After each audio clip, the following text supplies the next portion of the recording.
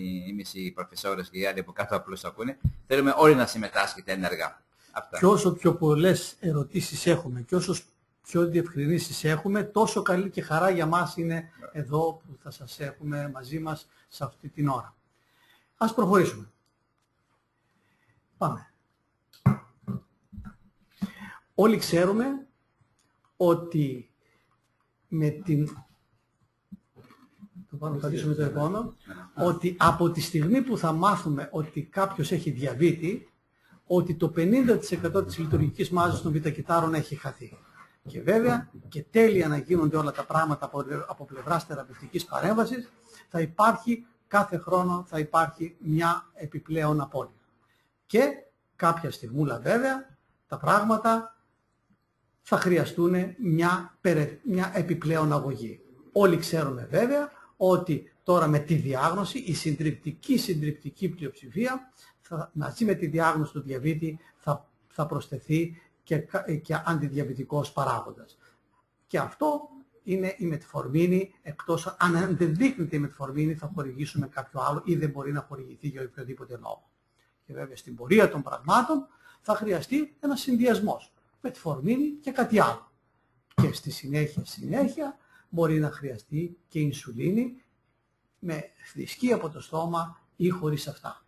Βέβαια εδώ πρέπει να τονίσουμε από το καλημέρα ότι ανεξάρτητα της θεραπευτικής αγωγής θα πρέπει να μην ξεχνάμε ποτέ να δίδουμε βασικές οδηγίες στην αλλαγή του τρόπου ζωής. Τι είναι αυτό? Ο σωστός τρόπος διατροφής και η άσκηση μαζί με την απώλεια βάρους αυτό το τεπιό. Διότι ό,τι και να χορηγήσουμε, όσο ινσουλίνη να χορηγήσουμε, όσα θρησκεία και να χορηγήσουμε, αν δεν υπάρχει σωστή παρέμβαση στο διαιτολόγιο δεν κάνουμε τίποτα. Και βέβαια φάνηκε από τη μεγάλη μελέτη της UKPTS, αυτή με τους διαβητικούς τύπου 2, ότι στην πορεία των πραγμάτων θα χρειαστεί να χορηγήσουμε και ινσουλίνη ή μόνο ινσουλίνη. Πάμε παρακάτω. Όμως είμαστε κλινικοί γιατροί και εμείς εδώ και εσείς και ο καθένας μας και βλέπουμε αρρώστους. Και δεν είναι υποχρεωτικό να είμαστε όλοι οι expert, οι γνώστες στον. Δεν μπορούμε να είμαστε εξάλλου και να ξέρουμε σε όλα τα θέματα, να ξέρουμε τα πάντα. Άρα θέλουμε μερικούς δρόμους, μερικές απλές οδηγίες, έτσι ώστε οι βηματισμοί που θα κάνουμε στη θεραπευτική μας αγωγή να είναι βάσιμοι και γι' αυτό το λόγο ζητάμε τη βοήθεια ορισμένων επιστημονικών εταιριών. Και βέβαια η Ελληνική Διαβητολογική Εταιρεία εδώ και χρόνια έκανε αυτό το τόλμημα. Έκανε αυτό το τόλμημα να βγάλει κατευθυντήριες οδηγίες. Και αυτές οι οδηγίες δεν έρχονται καθόλου σε αντίθεση, απέναντίας μπορούμε να πούμε ας το πούμε με καμάρι ότι ήμασταν ένα βήμα μπροστά σε όλες αυτές τις κατευθύνσεις. Πάμε όμως για να γίνουμε πιο κατανοητοί. Εάν δώσετε λίγο και δώσουμε λίγο σημασία σε αυτό το σχήμα που θα το ερμηνεύσουμε και το βάλετε στην καθημερινή σας πράξη, θα δείτε ότι τίποτε στο διαβήτη, στους βηματισμούς μας δεν είναι δύσκολο. Τι σημαίνει αυτό? Έχουμε ένα άτομο με διαβήτη, το οποίο έχει μια γλυκοζηλιωμένη κάτω από 8,5. Τι θα πούμε σε αυτόν? Ότι θα δώσουμε δίαιτα, άσκηση και μετφορμίνη, και αυτό είναι καλά τεκμηριωμένη γνώση, και δεν θα του πούμε έλα μετά από 6 μήνες, μετά από ένα χρόνο να δούμε τι γίνεται. Μέσα στους 2-3 πρώτους μήνες θα πάρουμε τα μηνύματα. Και αν έχουμε μια γλυκοζηλιωμένη αιμοσφαιρίνη στους 3 μήνες, θα έχουμε ένα καλό αποτέλεσμα. Άρα λοιπόν, ακριβώς, εδώ στους 2-3 μήνες με τη γλυκοζηλιωμένη, αλλά εδώ η Διαβητολογική Εταιρεία έκανε και ένα τόλμημα. Δεν κοιτάμε μόνο τη γλυκοζηλιωμένη, κοιτάμε και τα ζάχαρα τα οποία υπάρχουν σε αυτό το τρίμηνο. Εάν σε αυτή την πορεία του τριμήνου μαζί με τα ζάχαρα δούμε ότι κάτι δεν πάει καλά, ότι η γλυκοζηλιωμένη είναι εκτός στόχου, και να θυμόμαστε ότι στη συντριπτική πλειοψηφία είναι κάτω από το 7. Και βέβαια θα είναι κάτω από το 7 και πολύ και κάτω από το 7 και στο 6,5 και στο 6 αν έχουμε ένα νέο άτομο άφθαρτο χωρίς επιπλοκές, χωρίς, αλλά θα είμαστε και λίγο πιο ελαστικοί σε ένα άτομο. Ας πάρουμε έναν καρδιοπαθή, ο οποίος δεν καταλαβαίνει τις υπογλυκαιμίες, ένα άτομο που ζει μόνος του, ένα άτομο που έχει επιπλοκές άλλες. Εκεί μπορεί να είμαστε και λίγο πιο ανεκτικοί με την γλυκοζηλωμένη πάνω από 7, κάτω από 8. Άρα λοιπόν στους 3 μήνες θα πάρουμε τις αποφάσεις. Και αν δούμε ότι κάτι δεν πάει καλά, δηλαδή είμαστε εκτός στόχου, πού πάμε εδώ, από ό,τι βλέπετε, στο δεύτερο. Εκεί που προσθέτουμε στη μετφορμίνη και ένα δεύτερο φάρμακο. Και εδώ, κοιτάξτε να δείτε μια άλλη κατηγορία. Άτομα που έχουν πάνω από 8,5 γλυκοζηλιωμένοι. Εδώ πάμε κατευθείαν σε αυτό το δεύτερο συνδυασμό. Είναι κάτι ανάλογο που κάνουμε και στην υπέρταση. Όταν έχουμε ψηλές υπερτάσεις που ξεκινάμε πάνω από 20 mm στη ρησίδρα αργύρου, τη συστολική, εδώ τι κάνουμε, κατευθείαν στο διπλό συνδυασμό. Κάτι το ίδιο κάνουμε και στο ό,τι αφορά το διαβήτη. Και αν δούμε και εδώ ότι περάσει άλλους 3 μήνες, παράλληλα με τα ζάχαρα, και δούμε ότι κάτι δεν πάει καλά πάλι είμαστε εκτός στόχου, πάλι δεν μένουμε. Να θυμάστε μια ισπανική παροιμία που λέει ότι η αναβολή οδηγεί στη χώρα του ποτέ. Έτσι και εγώ αν αναβάλω και έλα μετά από 3 μήνες, έλα μετά από 6 μήνες, εδώ υπάρχει το πρόβλημα. Γιατί έτσι συσσωρεύεται το γλυκαιμικό φορτίο, συσσωρεύονται και το άλλο μεταβολικό φορτίο γενικότερα και αυτό οδηγεί στις επιπλοκές. Έτσι λοιπόν μετά το διπλό συνδυασμό υπάρχει ένα σταυροδρόμι. Και εδώ θέλω να δώσετε λίγο σημασία. Εάν κάποιο άτομο από αυτό παίρνει ένα διπλό συνδυασμό με φορμίνη και κάτι άλλο, κοιτάξτε εδώ ένα απλό πράγμα το οποίο υιοθέτησε πρόσφατα και η καναδική εταιρεία, νομίζω το 8,5 που είχαμε βάλει εμείς. Είμαι κάτω από 8,5 μετά από διπλό συνδυασμό. Ας κάνω την προσπάθεια να βάλω και ένα τρίτο αντιδιαβητικό χάπι. Ή παράγοντα. Αν όμως είμαι πάνω από 8,5, άσκοπα μάλλον προσπαθώ να πετύχω το στόχο μου. Άρα εδώ πρέπει να βιαστώ και να βάλω τη βασική ινσουλίνη. Όμως αυτό το δεύτερο και το τρίτο χάπι και το παράγοντα, κοιτάξτε τώρα πώς θα το πούμε με λόγια. Μετφορμίνη στο δεύτερο συνδυασμό, στη μετφορμίνη μπορούν να συνδυαστούν όλοι οι αντιδιαβητικοί παράγοντες που έχουμε. Και γλυταζόνη και DPP4 και τα GLP-1 και οι σουλφονιλουρίες και η γλυμίδη και η ακαρνόριζη και οποιοδήποτε άλλο καινούργιο φάρμακο που βγαίνει στην αγορά πλέον και έχουμε την πολυτέλεια μπορεί να προσθεθεί στη μετφορμίνη. Άρα λοιπόν σε αυτό το σταυροδρόμι εδώ του διπλού συνδυασμού είπαμε όταν είμαστε κάτω από 8,5 να κάνω την προσπάθεια να βάλω και ένα τρίτο αντιδιαβητικό παράγοντα. Είμαι πάνω από 8,5. Εδώ πρέπει να βιαστώ ή πολύ να το σκεφτώ πολύ σοβαρά το να κρατήσω τα δισκία και να βάλω τη βασική μου εδώ πέρα. Έχεις πολύ δίκιο. Νομίζω ότι πάρα πολύ φοβούμεθα ήθιστε να βάζουμε μετφορμίνη και να δούμε. Ενώ τονίζεις και πολύ καλά κάνεις και δεν το ξέρουν οι περισσότεροι ότι πάνω από 8,5 δεν σημαίνει μετφορμίνη. Δεν θα πάει καλά με μετφορμίνη. Θα πρέπει ευθύς εξ αρχής ως πρώτο βήμα να βάζουμε 2 ουσίες, 2 αντιδιαβητικά, τα οποία βέβαια να δουν και σε 2 διαφορετικά σημεία του παθοφυσιολογικού μηχανισμού, όπως ο γράψει εκεί πέρα. Αλλά να τονίσω και εγώ πάλι εδώ πέρα ότι ξεκινάμε με 2 φάρμακα όταν ο στόχος είναι ότι η γλυκοζημένη είναι πάνω από 8,5. Και βέβαια εδώ κοιτάξτε να δείτε τι λέει ο αλγόριθμος της διαβητολογικής όταν έχουμε πάνω από 8,5 χωρίς συμπτώματα. Τι σημαίνει αυτό, τι σημαίνει για μένα τον κλινικό γιατρό. Ότι έχω ένα άτομο το οποίο έχει πάνω από 8,5 γλυκοζηλωμένη, αλλά δεν είναι καταβολικός. Είναι αυτό που λέμε τα 3P, πολυουρία, πολυδιψία και κυρίως απώλεια βάρους.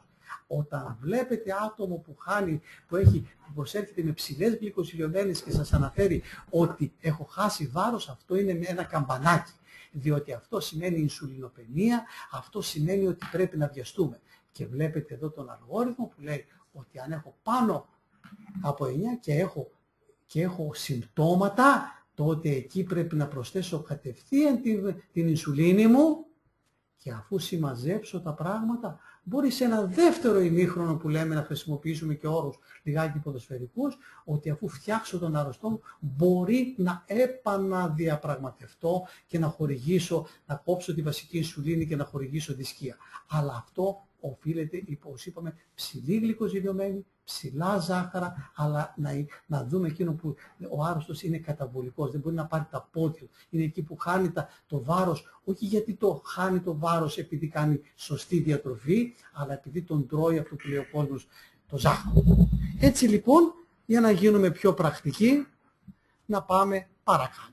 Και εδώ έρχεται μια παλιά κουβέντα που είχε κάνει, μια παλιά συμβουλή που είχε δώσει από την Αμερικάνικη Διαβητολογική Εταιρεία, γιατί κοιτάξτε το 2004, ότι τα περισσότερα φάρμακα πετυχαίνουν το μέγιστο της δράσης τους όταν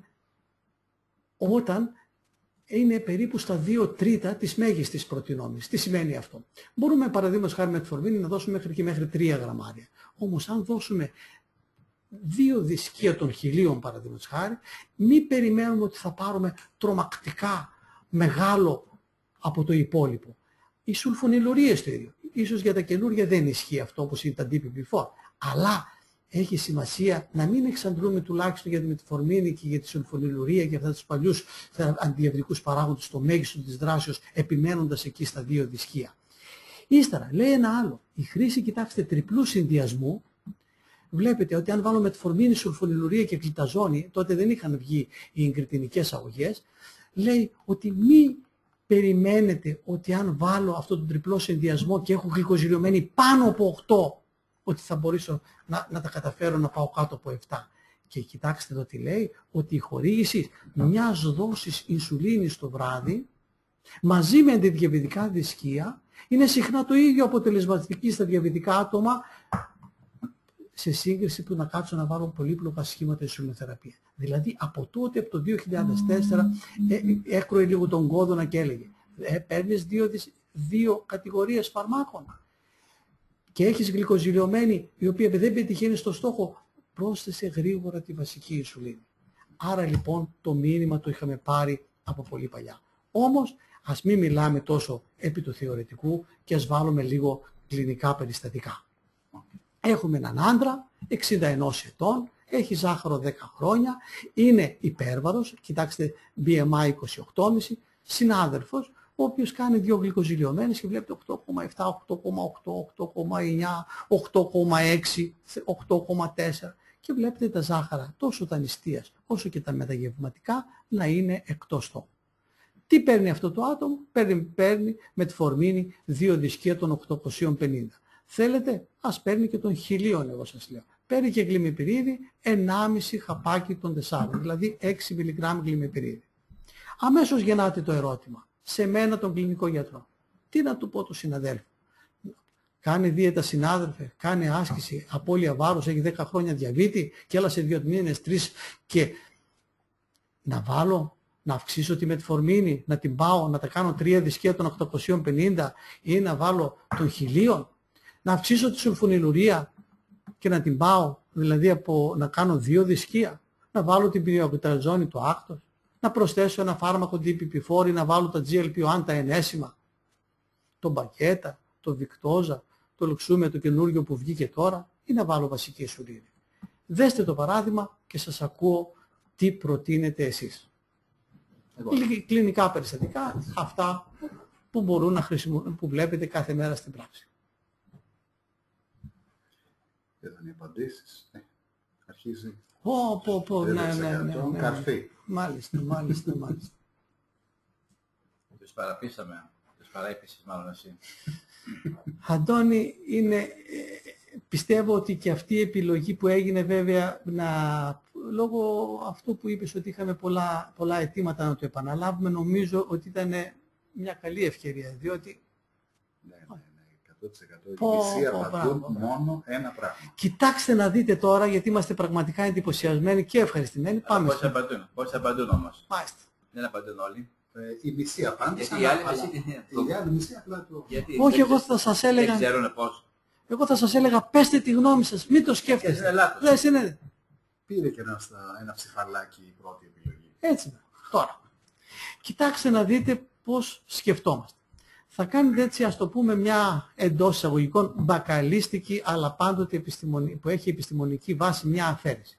Θα λέτε, πόσο γλυκοζηλιωμένη έχει το άτομο που έχω απέναντί μου? 8,6, 8,7, 8,8. Θα αφαιρείτε τη γλυκοζηλιωμένη που έχουμε στόχο, που για τους περισσότερους είπαμε είναι το 7.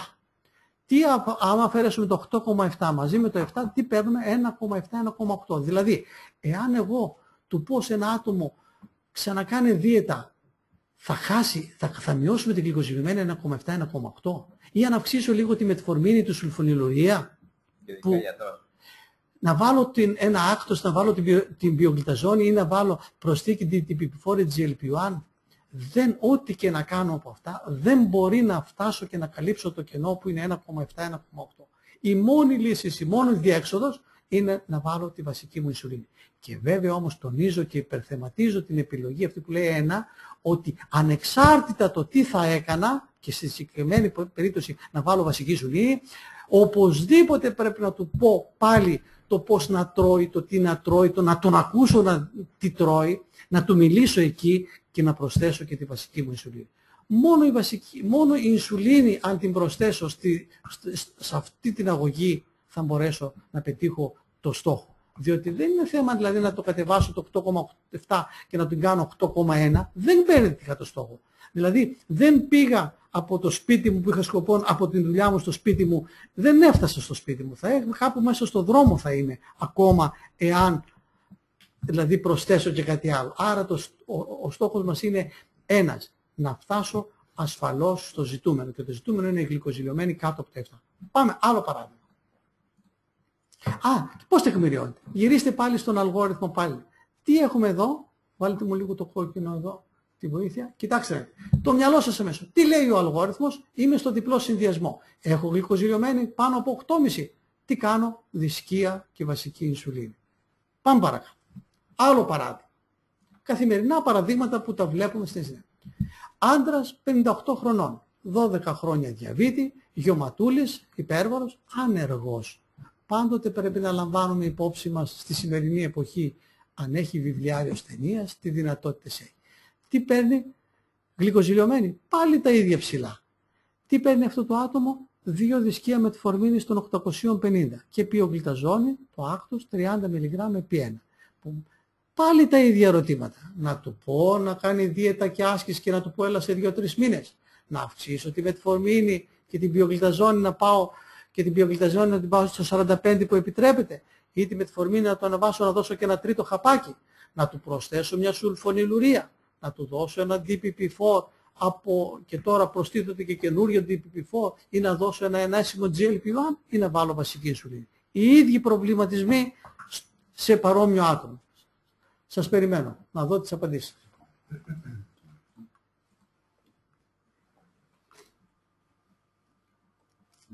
Και να απαντήσουν όλοι, και ας είναι λάθος είπαμε. Όλοι θέλουμε να απαντάτε ό,τι γνώμη έχετε. Ξέρουμε όλοι να απαντήσουμε όλοι. Ναι, το βλέπουν μπροστά. Τη διαδικασία. Αυτό βλέπουν. Όσοι απαντήσαμε. Ακόμα είναι περίπου η μισή. Δεν τους λέμε άλλη μια φορά πώς απαντάνε? Όχι, το βλέπουν μπροστά. Είναι απλά κλικάρουν πάνω στη σωστή απάντηση. Δεν είναι δύσκολο. Δεν κάνουν κάτι περίεργο. Απλά πρέπει να συνεχίσουν. Βλέπεις αυτή την εικόνα εδώ πέρα και κάνεις κλικ πάνω σε 1, 2, 3. Ναι. Ωραία. Εγώ το έχω στο κινητό μου. Μάλιστα. Και μπορώ και εγώ να ψηφίσω. Εγώ θα ψηφίσω. Ψηφίστε. Ορίστε, Όλοι. Ψήφισα.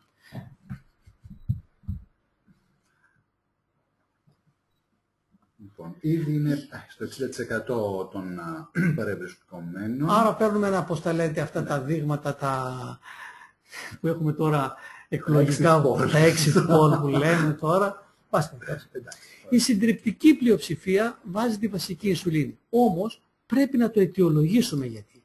Πάντοτε είπαμε, ανεξάρτητα τι θα προσθέσουμε, θα πρέπει δίαιτα, πάλι οδηγίες και όχι με το μπλα μπλα μπλα πάρε το διαιτολόγιο. Πρέπει να μου πει εμένα κάποιος που είμαι διαβητικός τι να τρώω. Όπως είπαμε, αν τρώω ανάποδα, αν τρώω άλλα αντάλλο, δεν πρόκειται ό,τι και να χορηγήσω. Ύστερα, αν βάλω τη μετφορμίνη μου, πάλι θα το ξαναπώ, βάλουμε ένα χαπάκι μετφορμίνη. Και εγώ σας λέω βάζουμε και την πιογλυταζόνη στο 45. Πάλι δεν θα πετύχω να φτάσω να καλύψω αυτό το κενό το 1,5 με 2 την γλυκοζηλιωμένη. Αν ακόμα να προσθέσω σουλφονιλουρία ή να βάλω ένα DPP4 ή να βάλω και ένα GLP-1, το ανώτερο που θα πετύχω θα είναι μια πτώση της γλυκοζηλιωμένης αιμοσφαιρίνης κατά 1. Πάλι θα είμαι στο 8, στο 7,8. Πάλι θα είμαι εκτός στόχου.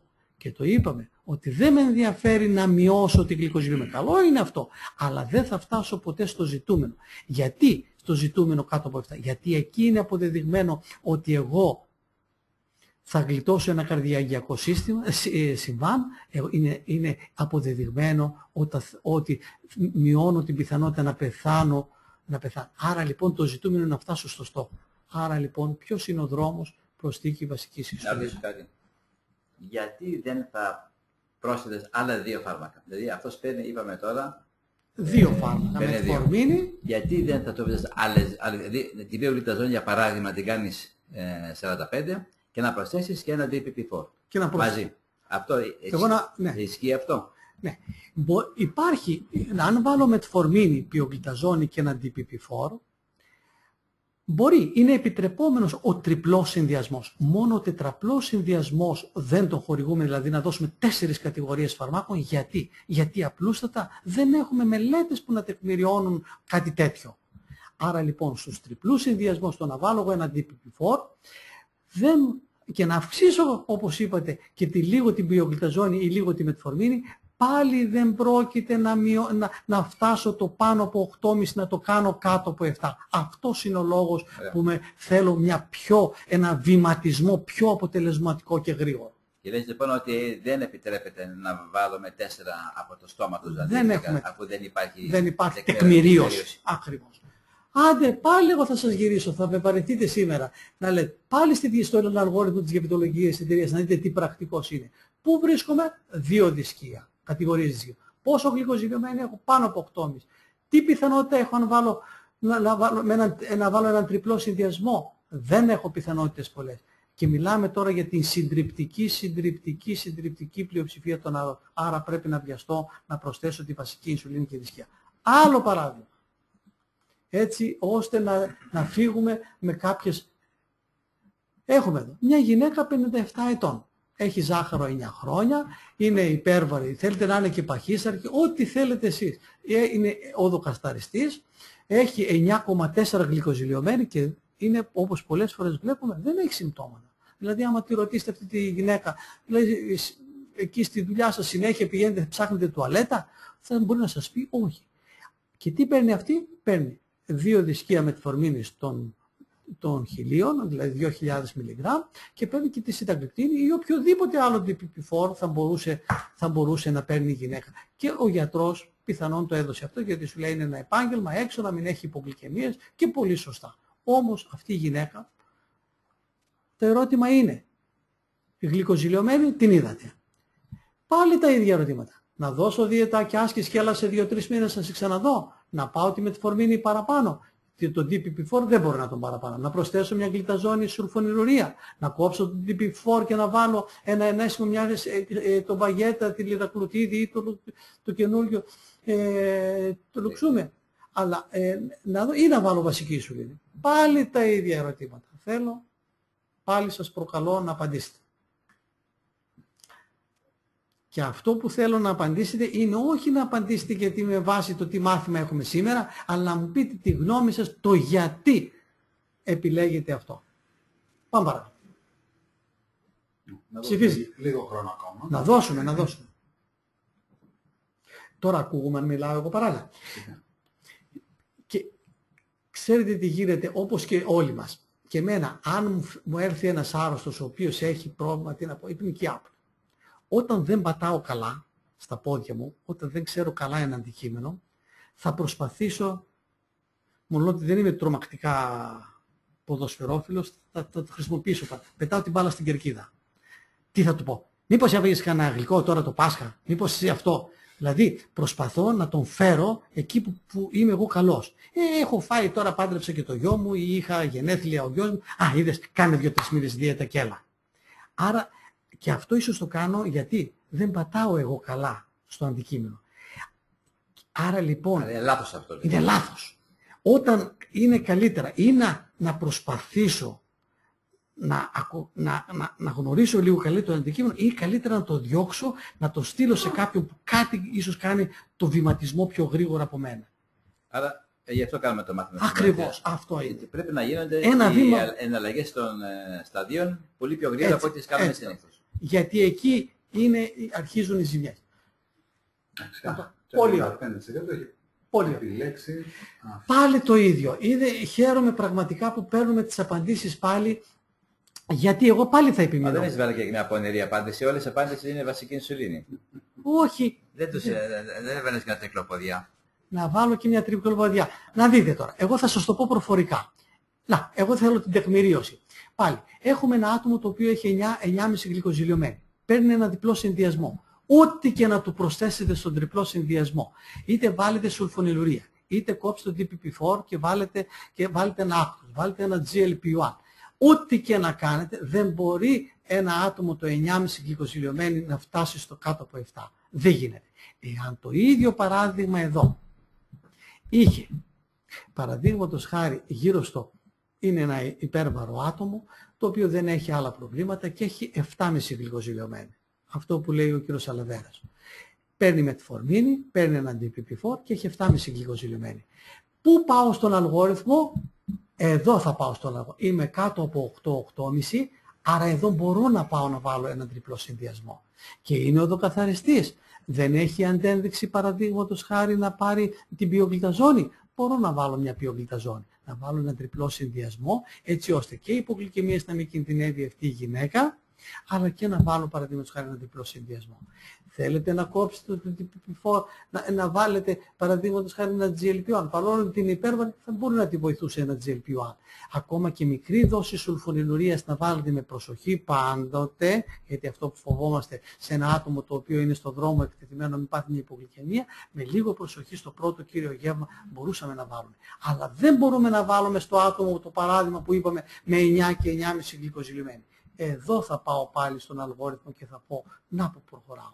Αν το έχετε αυτό λίγο στο μυαλό σας, σε οποιοδήποτε περιστατικό, να δείστε ότι το 95, 97, 98, 100% θα είστε σε θεραπευτικό σωστή επιλογή. Πάμε παρακάτω. Άρα λοιπόν, μετά από αυτό το γιατί, εδώ θέλω να πω μια κουβέντα. Επειδή την έχω πατήσει και εγώ, επειδή όλοι, όταν έρχεται ένα άτομο που παίρνει, όχι μόνο που είναι διαβητικός, και οποιοσδήποτε, δηλαδή που έχει πρόβλημα με το διαβήτη. Κάθε φάρμακο θα πρέπει στον κάθε άρρωστο θα πρέπει να βγάζουμε το GFR.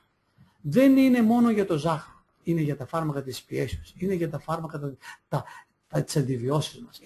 Πρέπει να βγάζουμε το GFR. Τόσο εύκολο. Εσείς τώρα είστε και νέα παιδιά, μπορεί με τα κινητά σας μπορεί να έχετε εγκατεστημένο σύστημα λογισμικό το οποίο να βγάζετε κατευθείαν το GFR. Αλλά και τον απλό τρόπο του κρόκο, πώς τον λένε αυτόν, απλά 140 μείον την ηλικία. Πολλαπλασιάζω επί την κρεατινίνη, μια κρεατινίνη να έχω, που οφείλουμε να την έχουμε μια κρεατινίνη, διαιρώ δια το 72 επί την κρεατινίνη μου. Είπαμε 140 με μια ηλικία, πολλαπλασιάζουμε επί το σωματικό βάρος και ο παρονομαστής τι είναι? Είναι το 72 επί την κρεατινίνη. Και αυτό αφορά τους άνδρες. Και αν είναι γυναίκες, αυτό που βρήκαμε το 85%. Έτσι απλά, αν ένας άνθρωπος 70 που είναι περίπου στα κιλά, διαιρέστε το βάρος με την κρεατινίνη, περίπου παίρνετε μια πρώτη δόση. Και εδώ να θυμόμαστε ότι, κοιτάξτε να δείτε, και ακόμα και η ινσουλίνη θέλει προσοχή όταν είμαστε κάτω από 30 το GFR να τη μειώνουμε. Η λιλαγλουτίδη, βλέπετε εδώ, γύρω στο 50-60 δεν μπορούμε να τη χορηγήσουμε. Η εξανατίδη κάτω το 60 με τη μισή δόση σε ό,τι αφορά μπορούμε να τη χορηγήσουμε. Από τους DPP4, κοιτάξτε, η λιναγλυπτίνη, το καινούριο φάρμακο το οποίο μπαίνει στη θεραπευτική μας πανέλα, μπορεί να το χορηγήσουμε μέχρι τα τελικά στάδια. Η σιταγλυπτίνη μέχρι το 50, όπως και η βιλταγλυπτίνη και η σαξαγλυπτίνη, μέχρι το 50 μπορεί να το δώσουμε σε πλήρη δόση. Ευτυχώς τώρα έρχονται και οι μικρότερες μορφές. Μέχρι τώρα είχαμε τη βιλταγλυπτίνη μόνο διαθέσιμη στα 50 mg που μπορούμε να τη δώσουμε μέχρι το τέλος του GFR. Η σαξαγλυπτίνη τον 2,5 μιλιγκράμμ μπορούμε να το δώσουμε μέχρι τα 15 και η σιταγλιπτίνη μπορεί να το δώσουμε και έχουμε δισκία των 50 πλέον, το οποίο μπορούμε να το δώσουμε μέχρι τα 15. Και από εκεί όταν έρθει η δισκία των 25 το δούμε μέχρι τέλους. Άρα λοιπόν πρέπει να κάνουμε αναπροσαρμογή στο GFR. Η μετφορμίνη, κοιτάξτε, είναι στο 60, υπάρχουν που λένε ότι εκεί θέλει λίγο προσοχή μέχρι το 30 να μειώνουμε λίγο τη δόση. Εγώ σας λέω η μετφορμίνη είναι ένα ασφαλές φάρμακο και μπορεί και εδώ να το δώσετε και σε πλήρη δόση, μπορεί να μην έχετε προβλήματα. Αλλά επειδή συνήθως οι άρρωστοι μας είναι, δεν τους ελέγχουμε, δεν τους βλέπουμε τακτικά κάθε 2-3 μήνες, γι' αυτό για λόγους ασφαλείας λέμε εδώ ότι μειώστε. Αλλά οπωσδήποτε κάτω από το 30 δεν το κουβεντιάζουμε καθόλου, δεν μπορούμε να χορηγήσουμε τη μετφορμίνη. Και το ίδιο βλέπετε την ακαρβόζη μέχρι το GFR το 25. Βλέπουμε εδώ τη ρεπαγλινίδη που μπορούμε να το δώσουμε σε μειωμένη δόση μέχρι το τέλος. Τη γλυμεπυρίδη κάτω το 60 μειωμένη δόση. Ενώ λίγο καλύτερη απεικόνηση έχει η γλυκλαζίδη, το διαμικρόν, το MR, το οποίο μπορούμε να το δώσουμε λίγο πιο άνετα. Η πιογλυταζόνη μπορούμε να το χορηγήσουμε μέχρι σχεδόν το τέλος της νεφρικής ανυπάρκειας, αλλά εδώ θέλει πάντοτε προσοχή στα άτομα αυτά λόγω της κατακράτησης των υγρών. Άρα αυτό το πινακάκι, το πώς θα χορηγούμε τα διαβητικά δισκεία, ας το θυμόμαστε πάντα. Και εδώ δεν θα σας το πω να κρατήσετε αυτό το πράγμα. Τι γίνεται στην καθημερινή πράξη, κοιτάξτε, με μία κουβέντα. Άτομα τα οποία έχουν γλυκοζηλιωμένη πάνω από 8%, ένα στους 2 καθυστερεί να αρχίσει την ινσουλίνη, παρόλο ότι έχει και επιπλοκές από πάνω. Αυτή είναι η πραγματικότητα. Και εδώ πρέπει να κάνουμε το ερώτημα κι εμείς. Γιατί? Γιατί απλούστατα και αργούμε αυτό που είπε ο κύριος Σαλαβέρας να επέμβουμε και αργούμε να κάνουμε το επόμενο βήμα. Και πρέπει να ξεκαθαρίσουμε από την αρχή. Δεν χρειάζεται να βάλω κανέναν στο νοσοκομείο, κανέναν στην κλινική, κανέναν οπουδήποτε για να το αρχίσω την ινσουλίνη.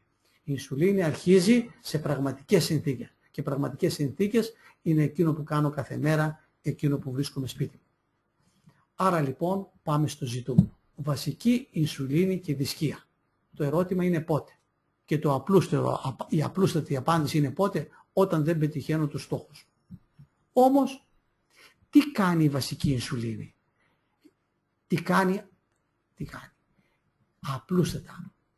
Αυτό που κάνει είναι να μειώνει την νεογλυκογέννηση, την παραγωγή της γλυκόζης από το ύπαρ στη διάρκεια της νύχτας και ανάμεσα στα γεύματα.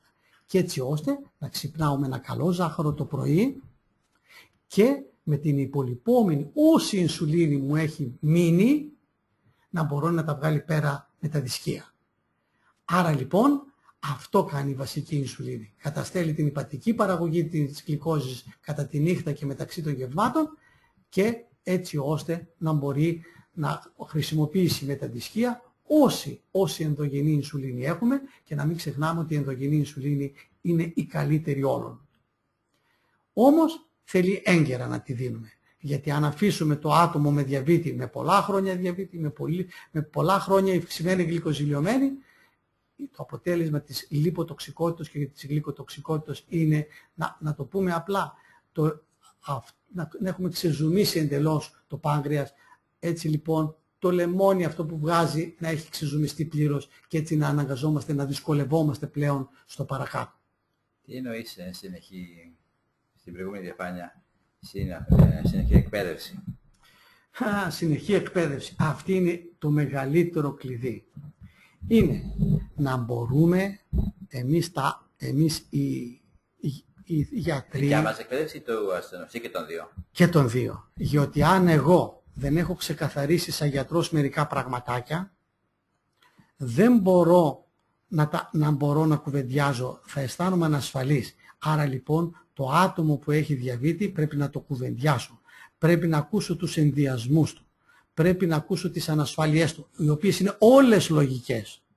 Και εκεί ακριβώς επάνω να κουβεντιάσουμε, γιατί αν δεν μπορεί να πείσω εγώ το άτομο που έχω απέναντί μου το τι θα κάνει, να είμαι σίγουρος 100% ότι φεύγοντας από το ιατρείο δεν θα κάνει τίποτε. Θα ψάξει να βρει μετά από έναν άλλο χρονικό διάστημα κάποιον άλλον, ο οποίος είναι ανθρώπινο να θέλει να ακούσει κάτι που θα τον βολεύει και έτσι θα περνάει ο καιρός και θα έχουμε την ανάπτυξη του αθυρώματος, να έχουμε ανάπτυξη των επιπλοκών. Άρα λοιπόν πρέπει εμείς οι γιατροί να μιλάμε λιγότερο και να ακούμε περισσότερο τους αρρώστους και από μαζί να ξεπερνάμε τα εμπόδια. Ωραία. Το ερώτημα όμως που μένει σε μένα, έρχεται ωραία με τα δισκία και θέλω να κάνω το βήμα που κάνω. Τι να τα κάνω τα δισκία, ποια από αυτά να κρατήσω και ποια να διώξω. Η μετφορμίνη παραμένει στη δόση που το έχουμε. Δεν την πειράζουμε. Και αυτό που λέει υπομέγιστη, στη δόση που έχουμε. Δεν το πειράζουμε. Η γλυταζόνη δεν απαγορεύεται. Έχει νόμιμη άδεια και μπορεί να χορηγηθεί με ινσουλίνη. Αλλά θέλει ιδιαίτερη προσοχή.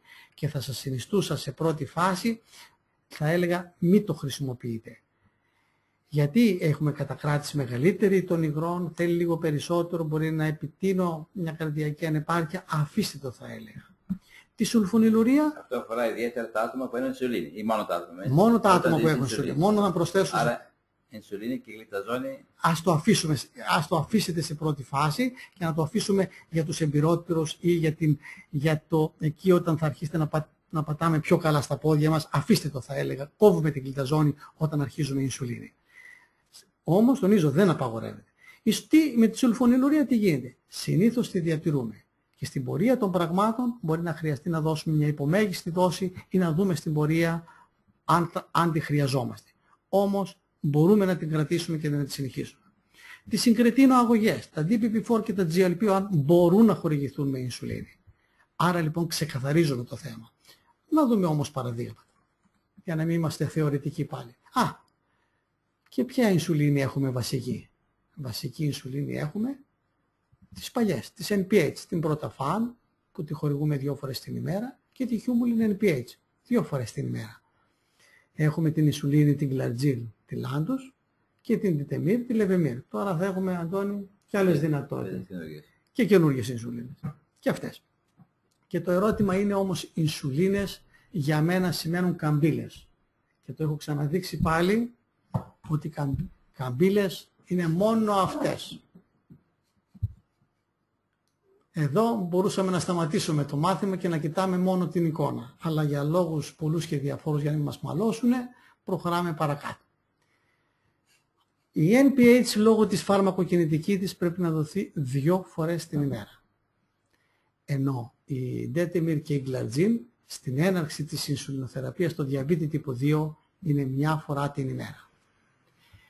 Ποιο είναι το πιο αποτελεσματικό? Να δώσω NPH 2 φορές την ημέρα, να δώσω Glargine, να δώσω Detemir ή όλα είναι τα ίδια από πλευράς αποτελεσματικότητας και το τονίζω? Θέλω να μου απαντήσετε. Άρα έχουμε πάρει απόψη να βάλουμε ινσουλίνη. Το θέμα είναι ποια ινσουλίνη θα βάλουμε τώρα. Ποια βασική ινσουλίνη, ακριβώς.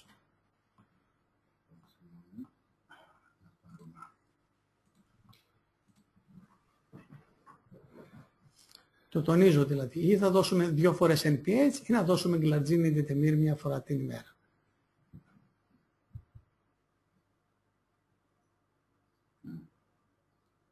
Είναι αμφιλεγόμενο, εντάξει. Αμφιταλαντεύονται στις απαντήσεις. Εντάξει, εδώ τα πράγματα είναι λίγο πιο πονηρό, είναι λίγο πιο αυτό, αλλά θα πρέπει όμως να ξεκαθαριστούν και μερικά πράγματα. Ναι. Κάνατε αρκετά πονηρές ερωτήσεις. Να έβαλα την πρώτη πονηρή ερώτηση. Ναι, αλλά τους μπλέξατε τώρα. Δεν πειράζει, καλύτερα να μπλεκόμαστε για να ξεμπλεχτούμε και είναι ωραίο να υπάρχει έτσι μια εγρήγορση. Παίρνουμε τα μηνύματα. Η μισή απάντηση. Άρα λοιπόν, το κλείνω. Ποιο είναι? Είτε δώσω, ας πάμε στην επόμενη ερώτηση. Θα δείτε. Είτε δώσω 1 φορά Glargine ή Detemir. Είτε δώσω 2 φορές NPH σε ό,τι αφορά τη μείωση, την αποτελεσματικότητα δηλαδή στη μείωση της γλυκοζηλιομίας, είναι ακριβώς τα ίδια. Πού υπερτερούν τα ανάλογα μακράς δράσης, δηλαδή η Detemir και η Glargine? Ότι χορηγούνται, ξεκινάμε την έναρξη με 1 φορά την ημέρα και κάνουν λιγότερες συμπτωματικές και λιγότερες νυχτερινές υπογλυκαιμίες.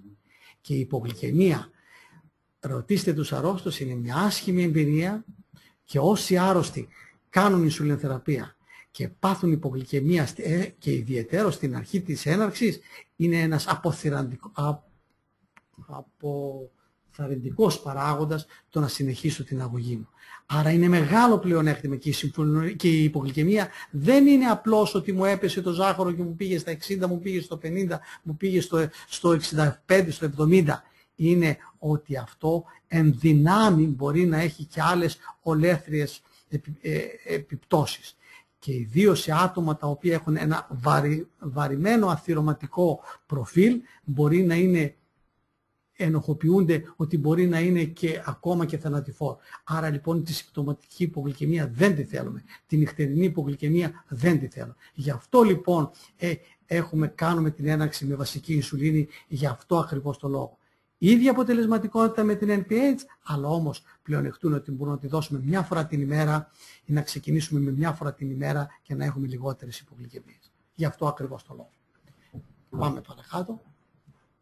Τώρα, πρέπει να τονίσουμε ότι μπορούν να χορηγήσουμε, όπως είπαμε, μια φορά την ημέρα.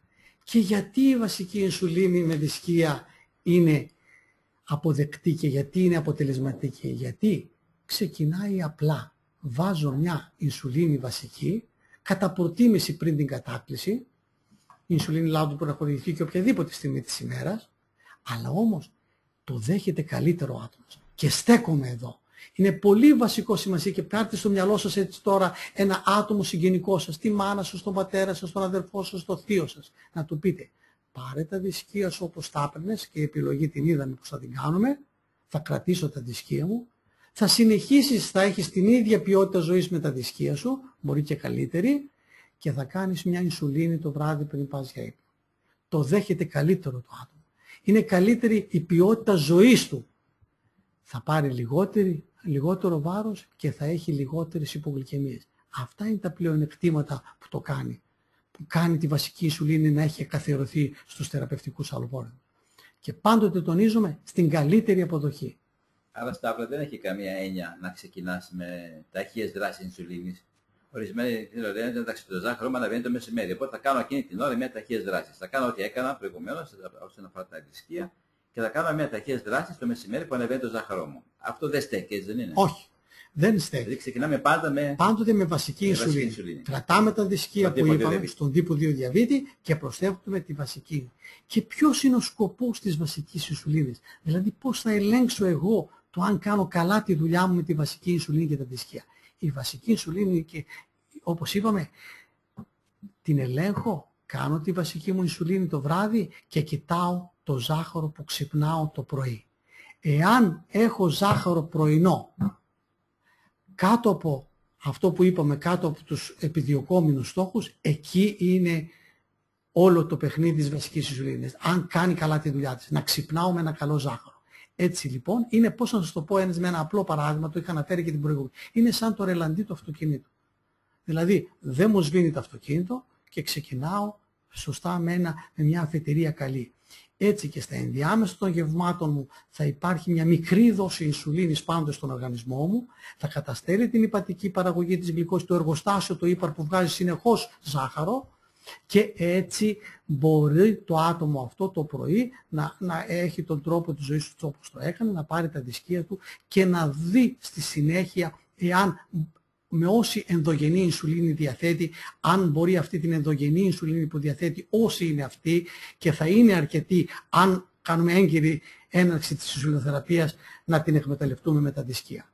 Αυτό αφορά τόσο τα άτομα που κάνουν βραδινή ινσουλίνη όσο και αυτά που κάνουν και την πρωινή. Έτσι είπες ότι κάνεις ή πρωινή ή βραδινή. Προτιμάμε τη βραδινή συνήθως. Ναι. Και αλλά ο έλεγχος είναι πρωινή ινσουλίνη και με τους δύο τρόπους. Και τους δύο τρόπους. Άρα λοιπόν, να προχωρήσουμε λίγο. Έναρξη ινσουλινοθεραπείας. Εγώ είμαι κλινικός γιατρός. Παίρνω 2 ή 3 δισκία και μου έρχεται ο αρρωστός μου.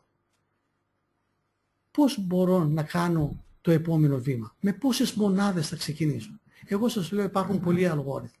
Κοιτάξτε το ένα. Εγώ θα σας έλεγα κοιτάξτε την αριστερή κλίμακα. Ξεκινήστε με 10 μονάδες βασική ινσουλίνη το βράδυ. Μετρήστε 3 μέρες τα πρωινά του ζάχαρα νηστείας. Και αν τα δείτε ότι η πλειοψηφία, θέλετε 3, θέλετε 4, αν τα δείτε η πλειοψηφία είναι πάνω από το επιδιωκόμενο στόχο. Ποιο είναι το επιδιωκόμενο στόχο? Τι λένε οι συστάσεις? Θέλουμε ζάχαρο να είναι κάτω από 130 και όσο πιο κάτω βέβαια τόσο πιο καλά. Αν τα δω εγώ τα ζάχαρά μου ότι είναι κάτω από 130 η πλειοψηφία τους, το κρατώ εκεί στις 10 μονάδες. Αν δω όμως ότι η πλειοψηφία για 3 πρωινά ζάχαρα είναι πάνω από το 130, βάζω 2 μονάδες. Τις κάνω τις 10, τις κάνω 12. Μετά άλλο 3 μέρες, πάλι το ζάχαρο νηστείας το πρωί. Εκτός στόχου, άλλες 2 μονάδες. Άλλες 2, άλλες 2. Και έτσι πετυχαίνουμε τους στόχους. Στη δεξιά στήλη είναι, βλέπετε, πάω λίγο πιο επιθετικά. Εγώ θα σας έλεγα, ξεκινήστε από αυτόν τον απλό τρόπο, μην απογοητεύεστε εάν στην αρχή το 10 είναι 12, αλλά αν κάνετε μια ταρζανιά, να το πούμε αλλιώς, και γίνετε πολύ επιθετικοί και έχουμε μια υπογλυκαιμία από το καλημέρα, εκεί ο άρρωστος θα είναι πολύ δύσκολος να ακολουθήσει το ρυθμό αυτό που του υπαγορεύεται. Άρα λοιπόν ξεκινήστε, θα σας έλεγα, από τον αλγόριθμο αριστερά και να δείτε ότι τα πράγματα θα είναι καλά. Μην γινόμαστε θεωρητικοί στην πράξη. Εγώ θα σας το πω, θα το κουβεντιάσουμε και εγώ θέλω να το σκέφτεστε μαζί την ώρα που θα το είπατε. Ένα άτομο, ξεκίνησε ο γιατρός την ινσουλίνη και βάζει μια ινσουλίνη, εδώ επέλεξε την ινσουλίνη, την Glargine, τη Lantus. Βάζει 10 μονάδες, έπαιρνε το άτομο αυτό με τη φορμήνη των χιλίων 2 δισκία την ημέρα, έπαιρνε και μια γλυμεπυρίδη των 4 mg ένα χαπάκι την ημέρα. Μην ξεχνάτε την γλυμεπυρίδη, το ανώτερο επιτρεπτή δοσολογία για τα ελληνικά δεδομένα είναι το 6 mg. Και μετράει τα ζάχαρα της νηστείας το πρωί όπως του είπατε. 131, 136 και 138. Αμέσως γεννάτε το ερώτημα στο γιατρό. Αυτές είναι οι 3 τιμές που πήρατε 3 συνεχή πρωινά. Να αυξήσω τη Λάντους. Να αυξήσω τη Λάντους, να αυξήσω και την γλυμεπυρίδη. Να μειώσω τη Λάντους. Να αυξήσω τη Λάντους και να μειώσω την γλυμεπυρίδη. Ή να μην κάνω τίποτα. Πάλι εδώ να σας έρθει λίγο στο μυαλό ο αλγόριθμος του αριστερά. Τι κάνω? Ξεκίνησα με 10 μονάδες. Ποιος είναι ο στόχος μου? Το βλέπετε κάτω από τον αλγόριθμο. Να είναι από 90 έως 130. Ποια είναι κοιτάω επάνω, τι τιμές έχω εγώ? Η πλειοψηφία είναι πάνω από 130. Τι να κάνω? Απλούστατα. Θα ανεβώ το σκαλοπάτι κατά 2 μονάδες. Θα τις κάνω 12 μονάδες. Και αν δω ότι πάλι με τις 12 δεν γίνεται, θα πάω στις 14, θα πάω στις 16, θα πάω στους 18. Έως ότου φτιάξω το πρωινό μου ζάχαρο. Διότι το κριτήριο αν κάνει καλά τη δουλειά του η βασική ινσουλίνη, το τονίζω εδώ και θέλω να με προσέξετε, δεν είναι το ζάχαρο που έχω το βράδυ πριν κάνω την ινσουλίνη τη βασική. Είναι το πρωινό ζάχαρο. Άρα λοιπόν, άλλο παράδειγμα. Έχουμε ένα άτομο το οποίο παίρνει 2 δισκία μετφορμίνης των χιλίων, έπαιρνε μια γλυμεπυρίδη των 3 mg ένα χαπάκι με το πρώτο κύριο γεύμα και ο γιατρός είχε κάνει την τιτλοποίησή του από τις 10 και είχε φτάσει στις 14 μονάδες. Και του είπε, πάρε μου 3 ζάχαρα πρωινά, συνεχώς. Και περίπου οι τιμές ήταν έτσι, 140, 136, 138. Τα ίδια ερωτηματικά. Να αυξήσω τη Λάντους. Να αυξήσω τη Λάντους και να αυξήσω την γλυμεπυρίδη. Να μειώσω τη Λάντους. Τα ίδια πάλι ερωτηματικά ή τίποτε. Πάλι στον ίδιο αλγόριθμο. Είμαι στις 14. Δεν έχω πετύχει το στόχο μου να έχω ζάχαρα νηστείας όπως είδατε το 90 με 130. Τι να κάνω? Απλούστατα. Ακόμα ένα σκαλοπάτι παραπάνω. Θα πάω στις 16. Άρα 130 όταν λέμε, εννοούμε 130. 130. Δεν υπάρχουν εκπτώσεις. Τέτοιο υπερφημές. 140. Γι' αυτό βλέπετε δεν είναι με μία τιμή. Δηλαδή άντε είδα μια τιμή και αμέσως. Εδώ βλέπετε 3, θέλετε 4 συνεχόμενες μέρες. Αν η πλειοψηφία αυτών είναι πάνω από 130, άλλο παράδειγμα. Μετφορμίνη παίρνει ένα δισκείο των χιλίων πρωί βράδυ, μεσημέρι βράδυ. Και παίρνει γλυκλαζίδι MR, 2 δισκεία το πρωί. Τώρα η γλυκλαζίδι θα κυκλοφορήσει και δισκεία των 60. Ευχάριστο αυτό το μέτρο. Να μην παίρνουμε τόσα πολλά δίσκια. Παίρνει όμως το γλυκλαζίδι των 30, 2 μαζεμένα με το πρόγευμα. Και παίρνει και λεβεμίρ, είχε ξεκινήσει με βασική ινσουλίνη λεβεμίρ, 18 μονάδες είχε φτάσει με την τιτλοποίηση σιγά σιγά ο γιατρός. Τιμές που πήρε με τις 18 μονάδες. 90 τη μια μέρα, 116 την άλλη μέρα, 138 την άλλη μέρα. Θέλετε και το άλλο τριήμερο περίπου τέτοιες τιμές. Πάλι τα ίδια αριθμητικά. Να αυξήσω τη βασική, να τη μειώσω, να κάνω τούτο, να κάνω τούτο. Τι είπαμε ότι ελέγχουμε το κριτήριο για να ότι κάνω καλά τη δουλειά η βασική ινσουλίνη, η λεβεμίρ, τα ζάχαρα τα πρωινά. Να δούμε τον αλγόριθμο. Ποιος είναι ο στόχος, πάλι τα ίδια. Τι βλέπουμε εδώ, μία τιμή είναι παραπάνω, αλλά οι άλλες οι δυο είναι μέσα στα όρια. Το αφήνουμε εδώ πως είναι. Και βλέπουμε τις άλλες. Δεν σημαίνει επειδή ανεβαίνουμε, δηλαδή αν ένα άτομο, για να δούμε αν έχουμε κάποιο παράδειγμα. Να εδώ ένα παράδειγμα. Άλλο άτομο παίρνει 2 μετφορμίνες των 850. Ήταν ένα άτομο, δεν ήταν ούτε υπέρβαρο ούτε παχύστατο, ήταν μέσα στα κανονικά του κιλά. Λεβεμίρ εδώ είχε φτάσει 18 μονάδες. Κοιτάξτε αυτό το άτομο, 119 τη μια μέρα, 65 την άλλη μέρα, 70 την άλλη μέρα. Τα ίδια ερωτηματικά. Τι να κάνω εγώ εδώ. Κοιτάξτε πάλι τον αλγόριθμο. Ποιος είναι ο στόχος, πάλι ο ίδιος ο στόχος. Εδώ βλέπουμε τι. Ότι βλέπουμε ότι τα πρωινά του ζάχαρα που ξυπνά μπαίνουν στο όριο η πλειοψηφία της υπογλυκαιμίας, κάτω από 70. Άρα τι θα κάνουμε σε αυτό το άτομο. Θα μειώσουμε την ινσουλίνη. Από 18 θα την κάνουμε 16. Δεν σημαίνει επειδή αυξήσαμε την ινσουλίνη και τη φτάσαμε στις 18, στις 20, στις 25, στις 30, στις 40, όσες μονάδες χρειαστούν, σημαίνει ότι αν έχουμε χαμηλά πρωινά δεν θα κατέβουμε. Αυτή η σχέση είναι δυναμική. Άρα λοιπόν, σε αυτό το άτομο εδώ όπως βλέπετε, θα μειώσουμε 2 μονάδες τη βασική ινσουλίνη. Έτσι φτάνουμε στο συμπέρασμα, στο λογικό συμπέρασμα, ότι, και θα το πω ώσπου να γίνω κουραστικός, ότι η βασική ινσουλίνη αξιολογείται από το πρωινό ζάχαρο. Και το ερώτημα το οποίο προκύπτει, όλα καλά, ποιος θα την κάνει όμως αυτή την αναπροσαρμογή. Θα έρχεται τακτικές επισκέψεις στο ιατρείο μας, κάθε 1-2 εβδομάδες και να δύσκολη καιρή να βοηθάμε για την κατάσταση. Θα μας παίρνει συνέχεια στο τηλέφωνο και δεν ξέρω αν έχετε βάλει καμιά δεκαριά άτομα σε βασική ινσουλίνη, αν τους θυμάστε όλους και τι παίρνουν, ή να κάνουμε, ή να βάλουμε τον ίδιο, να εμπλέξουμε τον ίδιο τον ασθενή. Για να μου πείτε κι εσείς τη γνώμη σας.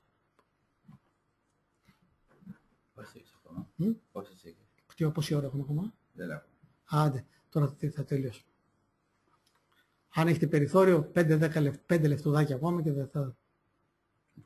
Ωραία. Άρα η πλειοψηφία των ατόμων, όμως, ένα ποσοστό λέει και ο γιατρός τηλεφωνικά. Να δείτε, όλα έχουν τη σημασία τους. Κοιτάξτε να δείτε τι γίνεται. Έχει βρεθεί ότι η μεγαλύτερη, και βέβαια ένα άτομο, εδώ μια μεγάλη αλήθεια και πρέπει να σταθείτε, και ας είναι λίγο περασμένη η ώρα, πρέπει να το τονίσουμε. Δεν μπορείς να αφήσεις το άτομο που κάνει ινσουλίνη να του πεις έλα μετά από 1 μήνα. Θα πρέπει να του δείξουμε εδώ το μυστικό ποιο είναι, ότι πριν φύγει από το ιατρείο να του δείξουμε το στυλό, να του δείξουμε τον τρόπο που θα κάνει ινσουλίνη. Να ξεκαθαριστούν και να ξεδιαλυθούν κάθε ίχνος αμφιβολίας. Το πώς θα πάρει το στυλό, το πώς θα κάνει την τεχνική. Θα πρέπει εσείς να έχετε από μόνοι σας πάρει το στυλό, να δείξετε στον άρρωστο ότι είστε άνετοι, ότι ξέρετε καλά το στυλό. Γιατί αν καταλάβει ο άρρωστος ότι και εσείς ψάχνεστε εκείνη την τελευταία στιγμή, δεν πρόκειται να εμπνεύσετε καμία εμπιστοσύνη. Να το δείξετε το αρρώστο, να το κάνει μια φορά ο ίδιος, ενώ να τσιμπηθεί ο ίδιος. Το σημείο που θα κάνουμε την ινσουλίνη, και η Ελληνική Διαβητολογική Εταιρεία έχει πολύ ωραία σποτάκια και βίντεο μικρά τα οποία πώς γίνεται η ινσουλινοθεραπεία. Κάντε το αυτό, δείξτε το και να το δείξετε αυτό στον άρρωστο. Και βέβαια να εμπλέξετε τον ίδιο τον ασθενή. Και βέβαια θα έρθει ο άρρωστος σε μια εβδομάδα την πρώτη φορά για να δείτε αν τα κάνει καλά, να τον εμψυχώσετε ψυχολογικά, για να δείτε μήπως γίνεται κάτι στραβό, αλλά θα πρέπει να εμπλέξετε τον ίδιο τον άρρωστο. Έτσι, ο άρρωστος ο ίδιος θα κάνει την αναπροσαρμογή, θα σας πάρει οπωσδήποτε και κανένα τηλέφωνο την πρώτη εβδομάδα να ενθαρρυνθεί στην προσπάθειά του και ακόμα αν το κάνει μια-δυο φορές, μην του απαντάτε εσείς αμέσως το ζητούμενο. Εσύ τι νομίζεις, πέστε του. Να αυξήσουμε ή να μειώσουμε. Θα δείτε ότι σιγά σιγά με το δεύτερο τηλεφώνημα που θα έχετε τη δεύτερη-τρίτη φορά, αν τον δείτε ότι είναι διστακτικός, ότι θα έχει πάρει το επάνω του, θα έχει πάρει το δρόμο του, θα δείτε ότι θα συμμετέχει ο ίδιος. Και έχει φανεί από μελέτες, μην την κοιτάτε τη διαφάνεια, θα σας το πω εγώ με απλά λόγια, όταν το κάνει ο άρρωστος, είναι πιο υπομονετικός, είναι πιο συνετός, είναι πιο σιγά σιγά και έχουμε λιγότερες υπογλυκαιμίες και καλύτερα αποτελέσματα. Άρα εμπλέξτε το άτομο το ίδιο που κάνει διαβήτη. Άρα λοιπόν που καταλήγουμε. Γιατί μπαίνει η βασική ινσουλίνη? Γιατί είναι εύκολη όπως είπαμε στην έναρξη, είναι εύκολη στη διετυλοποίηση, του βάζω 10 μονάδες, κοιτάω μόνο το πρωινό ζάχαρο, είτε έφαγε είτε δεν έφαγε, δεν έχει καμία σημασία, κάνω την ινσουλίνη μου ανεξάρτητα του βραδινού γεύματος, για αμεληταίος κίνδυνος υπογλυκαιμίας και καλύτερη ποιότητα ζωής. Μια ινσουλίνη και τα δισκία που έπαιρνε. Άρα λοιπόν μένω εδώ, γιατί θα συνεχίσουμε στο επόμενο βήμα το τι κάνουμε, γιατί δεν μένουν όλα τα πράγματα εδώ, αλλά η έναρξη της ινσουλινοθεραπείας όχι μόνο είναι το ίμιση του παντός, αλλά νομίζω ότι είναι και κάτι παραπάνω. Είναι ο βηματισμός που πρέπει να γίνει οπωσδήποτε έγκαιρα. Έχουμε μία ερώτηση, κύριε καθηγητά. Ποια η μέγιστη δόση λάντους, τώρα είναι, από την κυρία Σκαρνέα? Πολύ καλή ερώτηση και όχι μόνο για την ινσουλίνη λάντους, αλλά και για τις βασικές ινσουλίνες. Δεν υπάρχει όριο με το γράμμα του νόμου. Βέβαια, όταν κοιτάξετε ότι φτάνετε, βλέπετε το άτομο παίρνει πάνω από 60, 70, 80 μονάδες, συνήθως πολλές φορές το πρώτο που συμβαίνει είναι ότι κάτι δεν πάει καλά. Τις περισσότερες φορές στη συντριπτική πλειοψηφία, τι έχω παρατηρήσει? Τους λέω πέστε, δείξτε μου πώς κάνετε την ινσουλίνη. Θα το δείτε ότι μπορεί να το κάνουν στο ίδιο το σημείο, να μην απορροφιέται καλά, να μην κάνουν καλά την ινσουλίνη τους. Εκεί τα λάθη και οι παραλήψεις της σωστής ινσουλινοθεραπείας είναι η αιτία που πολλές φορές γίνονται πολλές μονάδες ινσουλίνη. Και βέβαια, εντάξει, αν είναι πολλές μονάδες ινσουλίνη, τώρα κάνει 70-80 μονάδες, μπορεί να θεωρείται να τις σπάσουμε, να την κάνουμε σε 2 σημεία την ίδια ώρα για να γίνεται καλύτερη απορρόφηση. Αλλά όμως, αν δείτε ότι χρειάζονται τόσες πολλές μονάδες, πρώτον ψάξτε το αίτιο γιατί κάτι δεν πάει καλά και δεύτερον μπορεί να χρειάζεται και κάτι άλλο το άτομο αυτό. Δεν έχουμε άλλη ερώτηση. Όποιος θέλει μπορεί και να γράψει, αν δεν έχει μικρόφωνο μπορεί να μας γράψει. Υπάρχει άλλη μία.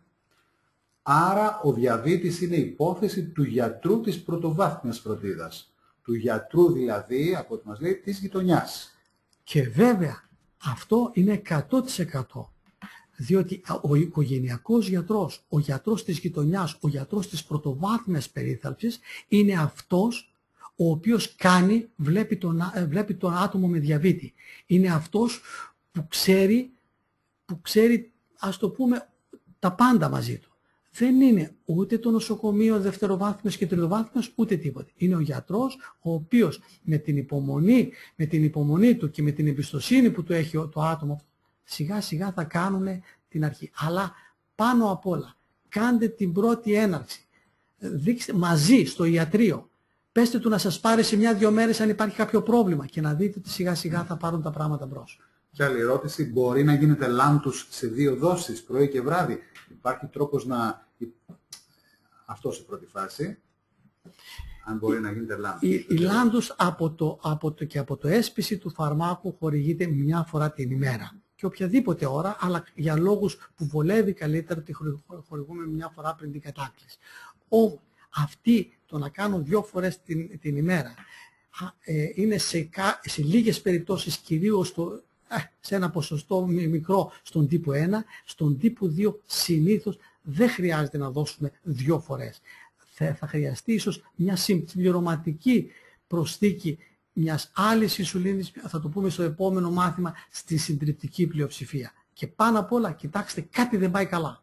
Δεν σπάμε τη λάντος, δηλαδή αν φτάσουμε, ας πούμε, τις 80 μονάδες και έχεις κάνει και τα υπόλοιπα σωστά που θα πεις. Αυτή είναι τη σπάμε στις 2 δόσεις. Είναι προτιμότερο να τη σπάσεις στις 2 ώρες, να κάνεις πολλές μονάδες, αλλά την ίδια ώρα, παρά να το κάνουμε πρωί-βράδυ.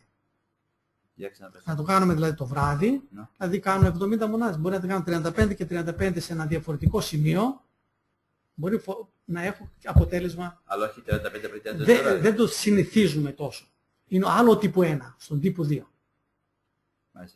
Γιατί είναι δύσκολη η τιτλοποίηση μετά της λάμπτους. Υποτίθεται ότι την κάνει σε 2 δόσεις εάν φαντάζεσαι ότι δεν κρατάει το 24ωρο. Ναι, αλλά αυτό είναι στον τύπου 1 περισσότερο. Δεν το βλέπουμε στον τύπο 2. Άλλη ερώτηση. Υπάρχει τρόπος να υπολογίσουμε την αρχική δόση σε άτομο με αυξημένο βάρος και υψηλά ζάχαρα? Αν προσέξετε, ο δεύτερος αλγόριθμος βάζει αυτή την παράμετρο. Και όλη την ομιλία θα τη δείτε, θα είναι αναρτημένη στο διαδίκτυο που θα δείτε το δεύτερο αλγόριθμο.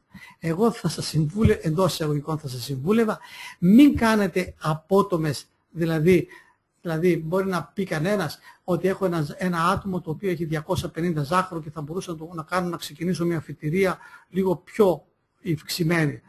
Να πω ότι θα το ξεκινήσω και 18 και 20 μονάδες κατευθείαν. Γιατί δεν ξέρετε καμιά φορά την ινσουλινοβαισθησία που μπορεί να έχει κανένα άτομο ακόμα και να είναι παχύσαγο. Ξεκινήστε από την αρχή με λίγες μονάδες. Τονίστε στον άρρωστο που ακριβώς μην ξεχνάτε ότι έχει χρόνια, έχει πολύ καιρό είναι με 250. Ότι τον πρώτο διάστημα θα ξεκινήσουμε με το μαλακό, με λίγες μονάδες. Ότι πέστε του να σας πάρει λίγο πιο συχνά, κάντε το πολύ, αν δείτε πολύ ψηλά ζάχαρα, κάντε ένα βηματισμό με 4 μονάδες. Αλλά μην ξεκινάτε πολύ επιθετικά, διότι αν τύχει και έχετε μια άσχημη παρενέργεια της υπογλυκαιμίας, θα είναι δύσκολη μετά η συμμόρφωση του ατόμου. Άρα με το μαλακό. Όταν χρειάζεται μεγάλη δόση? Όταν χρειάζεται μεγάλη δόση, τότε κοιτάξτε πάλι τι γίνεται. Μπορεί το άτομο αυτό να μην πετυχαίνω καλά ζάχαρα, γιατί μπορεί, δηλαδή αν φτάσω, βλέπει κανένας, ένα παράδειγμα σας το λέω, μια μονάδα, ένα χιλιόγραμμο σωματικού βάρους και έτος έφτασε στις 50 μονάδες και στις 60. Κοιτάξτε, γιατί αυτό το άτομο μπορεί να χρειάζεται έναν έντονο βηματισμό που θα το πούμε στο επόμενο μάθημα, δηλαδή μπορεί να χρειάζεται αυτό το άτομο να δούμε ότι να προσθέσουμε και μια δεύτερη ινσουλίνη ή ένα GLP-1 ανάλογο ή να προσθέσουμε και κάτι άλλο. Αλλά όταν χορηγεί, βλέπετε, πολύ μεγάλη δόση, συνήθως αυτό να είναι το 90, το 95, το 90 τόσο %. Κοιτάξτε, κάτι λάθος άλλο γίνεται. Κάπου κι αλλού πρέπει να κάνουμε μια άλλη παρέμβαση. Είτε στα μεταγευματικά ζάχαρα ή να είναι λάθος, πάλι το τονίζω, ο τρόπος που γίνεται η ινσουλινοθεραπεία. Και μια τελευταία, μπορείτε να ξανααναφέρετε τον τύπο υπολογισμού εμπειρικά του GFR? Απλά πρακτικά, όταν δεν έχετε τα λογισμικά σας στα κινητά σας. Από το 140 αφαιρούμε την ηλικία. Πέστε ένα άτομο είναι 70 χρονών. 140 μείον 70, πόσο μας μένει? 70. Αυτό το άτομο πέστε ότι είναι 72 κιλά. Πολλαπλασιάζουμε το 140 μείον την ηλικία, το 70 στη συγκεκριμένη περίπτωση, επί το σωματικό βάρος το 72. Αυτός είναι ο αριθμητής. Και διαιρούμε. Το 72 που είναι σταθερή επί την κρεατινίνη. Δηλαδή αν αυτό το άτομο είναι παραδείγματος χάρη 72 κιλά, τι διαιρούμε? Το 70 με την κρεατινίνη. Και έτσι παίρνουμε ένα απλό αποτέλεσμα. Εγώ θα σας πω και ένα τελείω. Δηλαδή σε ένα άτομο το οποίο είναι περίπου 70 κιλά και έχει 70 χρονών, διαιρέστε το σωματικό βάρος με την κρεατινίνη και θα πάρετε στην πρώτη άποψη. Την έχω πατήσει πολλές φορές. Να βλέπεις μια γιαγιούλα, κοντούλα, αδυνατούλα, με καμιά 50 κιλά και πολλά της είναι, να έχει μια κρεατινίνη 1,2 και κάντε την αναγωγή. Βάλτε και που είναι γυναίκα.